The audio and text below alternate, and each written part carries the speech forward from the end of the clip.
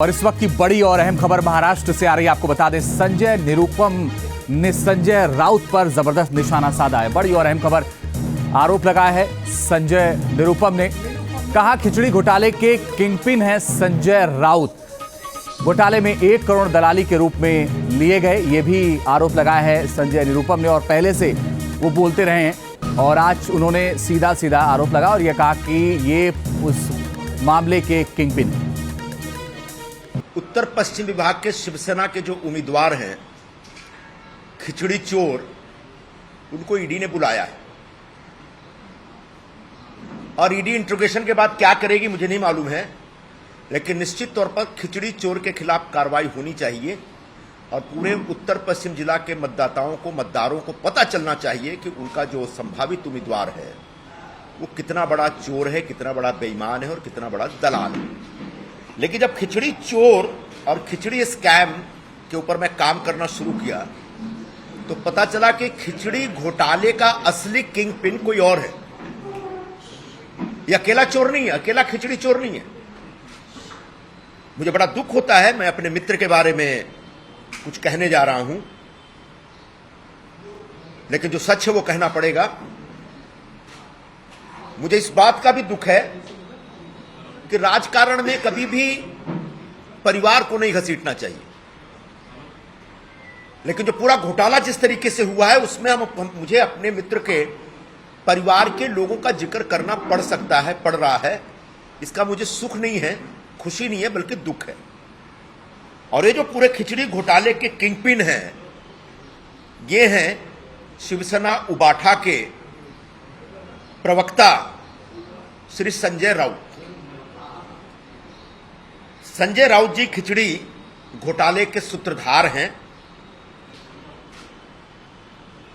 उनको अच्छा नहीं लगेगा मैं उनकी बेटी या भाई के बारे में बोलूंगा तो, लेकिन बड़ा दुर्भाग्यपूर्ण बात है कि जब वो पतरा चाल घोटाले में पकड़े गए तो पाया गया कि उन्होंने अपनी पत्नी के नाम पे रिश्वत ली है, किसी बिल्डर से पैसे लिया।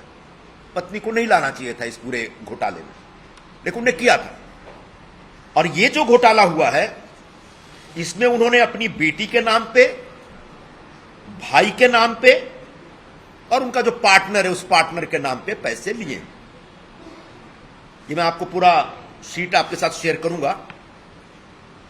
एक कंपनी है सह्याद्री रिफ्रेशमेंट, जिसमें राजीव सालुंखे और सुजीत पाटकर वगैरह हैं जो संजय राउत के पार्टनर माने जाते हैं। उस कंपनी को 6 करोड़ 37 लाख रुपए की खिचड़ी सप्लाई करने का कॉन्ट्रैक्ट मिला था कोविड के जमाने में। और इस कंपनी से संजय राउत के परिवार ने और उनके मित्रों ने 1 करोड़ रुपए दलाली के तौर पे लिए। वैश्य सहकारी बैंक लिमिटेड, जिसका ब्रांच है परेल ईस्ट में, इस बैंक के खाता नंबर 0031101101000001615, इस खाते से उनकी बेटी, जो बेचारी बेगुनाह है, उनकी बेटी मेरी बेटी की तरह है, उसको पता भी नहीं होगा कि सह्याद्री रिफ्रेशमेंट क्या है। उसने शायद सालुंखे को कभी देखा भी नहीं होगा।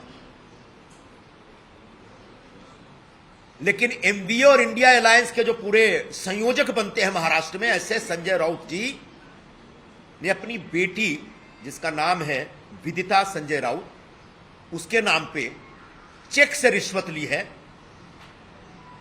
पहली रिश्वत है 29 मई 2020, यानी 2020 में 29 मई को 3,50,000 रुपए का पेमेंट आता है विदिता के अकाउंट में। 26 जून 2020 को 5 लाख का पेमेंट आता है। 7 अगस्त 2020 को 1,25,000 का आता है उस अकाउंट में, विदिता के अकाउंट में।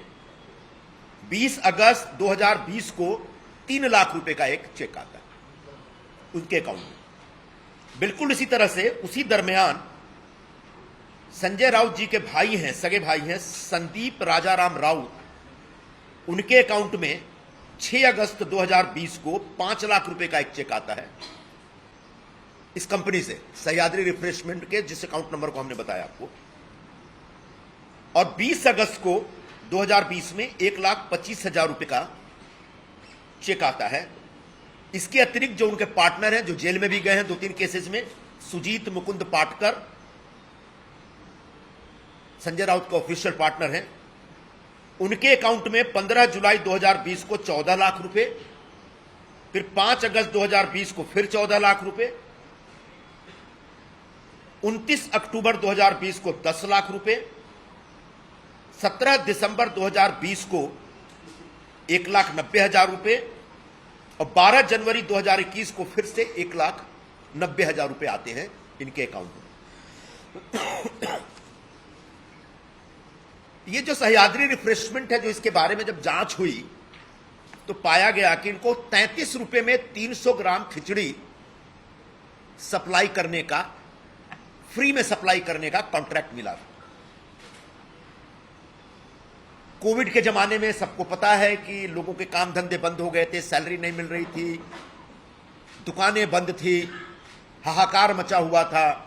ऐसे गरीब लोग, कमजोर लोग, जो प्रपट्टियों में रहने वाले, चालियों में रहने वाले लोग, ऐसे लोगों को फ्री में भोजन सप्लाई करने का ये कॉन्ट्रैक्ट, ये काम, ये योजना बीएमसी ने शुरू की।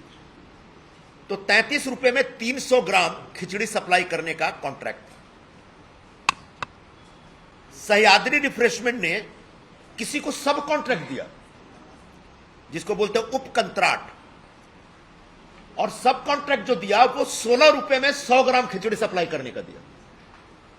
महानगर पालिका से यह refreshment company Sahyadri refreshment contract लेती है कि 33 रुपए में 300 ग्राम खिचड़ी सप्लाई करेंगे। आगे जाके वो 16 रुपए में 100 ग्राम खिचड़ी सप्लाई करने का किसी को कॉन्ट्रैक्ट देती है। यानी गरीब मजदूरों की जो खिचड़ी थी उसमें 200 ग्राम खिचड़ी वो चोरी कर ली। तो बार बार लोग मुझे पूछते हैं कि आप यहां के उम्मीदवार को खिचड़ी चोर क्यों बोलते हैं। मैंने कहा इसलिए बोलते हैं क्योंकि वो गरीब लोगों की 200 ग्राम खिचड़ी पर पैकेट चुरा ली गई। और इस पूरी जानकारी के बाद यह समझ में आता है कि यहां का उम्मीदवार ही खिचड़ी चोर नहीं है, संजय राउत भी खिचड़ी चोर है। उन्होंने भी 300 ग्राम जिन गरीबों को खिचड़ी दी जानी थी उसमें से 200 ग्राम खिचड़ी चुराई है और उसके बदले पैसे खाए। आगे ये जो सह्याद्री रिफ्रेशमेंट से जुड़े जो लोग हैं, सालुंखे, कदम, पाटकर, ये सब तो उनकी गिरफ्तारी वगैरह हुई। सबसे मजेदार बात यह है कि इस कंपनी में कदम नाम का कोई व्यक्ति नहीं है, लेकिन कंपनी की तरफ से जब एग्रीमेंट, जब वो एप्लीकेशन दिया गया है तो उस कदम के नाम पर, उसी के नाम पर दे दिया गया। सब तीसरा बड़ा जो एक स्कैम इसमें निकल के आता है कि जब आप खिचड़ी सप्लाई करने के लिए कॉन्ट्रैक्ट मांगते हैं तो आपको दिखाना पड़ता है कि आपका कोई अपना किचन है। तो उनके पास अपना कोई किचन नहीं था। उन्होंने जोगेश्वरी एसवी रोड पर, जोगेश्वरी गोरेगांव के बीच में जो एसवी रोड पर जो पर्शियन दरबार रेस्टोरेंट है, उस रेस्टोरेंट के किचन को अपना किचन बता दिया। उस रेस्टोरेंट के किचन को अपना किचन बता करके खिचड़ी सप्लाई करने का कॉन्ट्रैक्ट ले लिया। बाद में जब छानबीन शुरू होती है तो पर्शियन दरबार के मालिक को उठाया जाता है, बुलाया जाता है। वो बोलता है मुझे कुछ पता ही नहीं है, मेरे साथ किसी प्रकार का कोई एग्रीमेंट नहीं, कोई करार नहीं है। यानी एक बहुत बड़ा फ्रॉड किया है सह्याद्री रिफ्रेशमेंट ने खिचड़ी सप्लाई का कॉन्ट्रैक्ट हासिल करने के लिए। यह आगे जाके समझ में आता है। पर्शियन दरबार के मालिक ने अपना एफिडेविट दे दिया है। पर्शियन दरबार के मालिक ने अपना एफिडेविट दे दिया है कि मेरा सह्याद्री रिफ्रेशमेंट से कोई लेना देना नहीं और मेरे किचन का कोई उपयोग नहीं हुआ।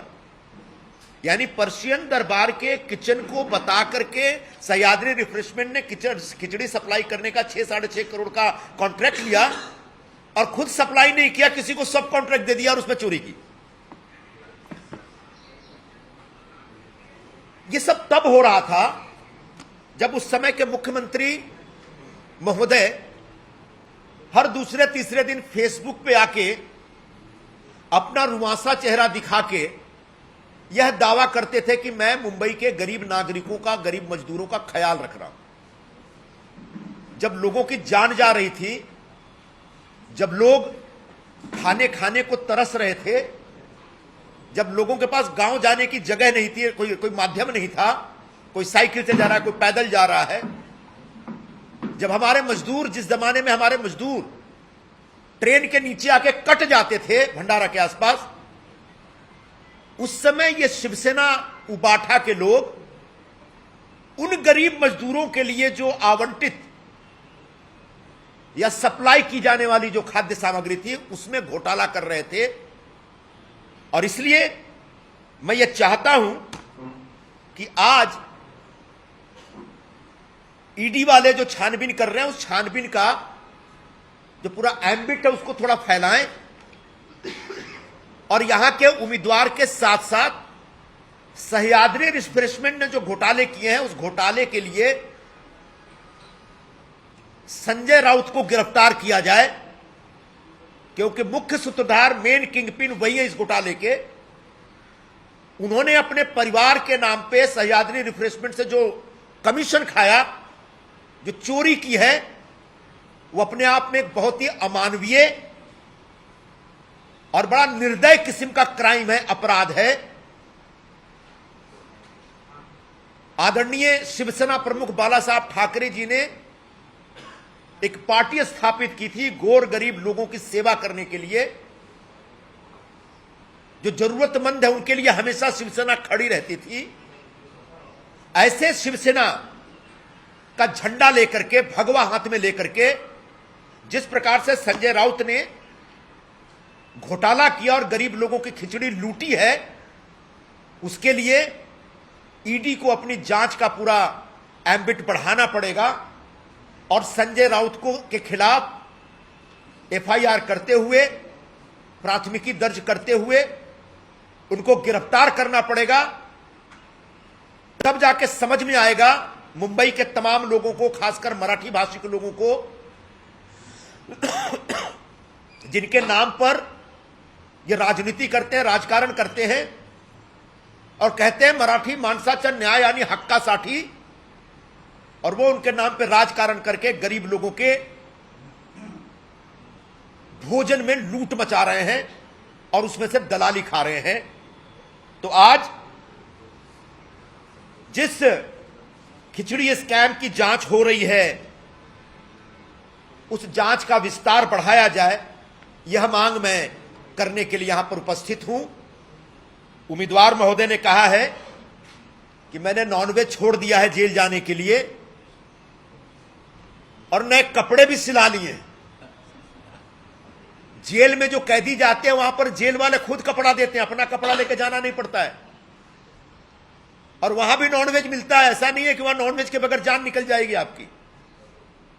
तो ये जो फालतू ड्रामा और सहानुभूति लेने की जो कोशिश है वो सरासर गलत है। मैं आपके माध्यम से पूरे उत्तर पश्चिम के लोगों से आह्वान करूंगा कि आपके सामने महाविकास अघाड़ी की तरफ से, इंडिया अलायंस की तरफ से, शिवसेना उबाठा की तरफ से जो उम्मीदवार आया है वो खुद तो खिचड़ी चोर है और उसको जिन लोगों ने उम्मीदवार बनाया है वो भी इस खिचड़ी चोरी में एक अभियुक्त हैं और इसलिए आने वाले दिनों में उनको एक सबक सिखानी पड़ेगी, उनको एक लेसन सिखाना पड़ेगा। चुनाव बहुत नजदीक है और उस चुनाव में मुख्य तौर पर इसी विषय पर बाहर निकलिए और भाषा के नाम पे, धर्म के नाम पे बंटने के बजाय जिन्होंने गरीब की खिचड़ी खाई है ऐसे लोगों को हमेशा के लिए पराजित करिए, ऐसे लोगों को हमेशा के लिए सजा दीजिए। ये मेरा आह्वान है आप सभी साथियों से।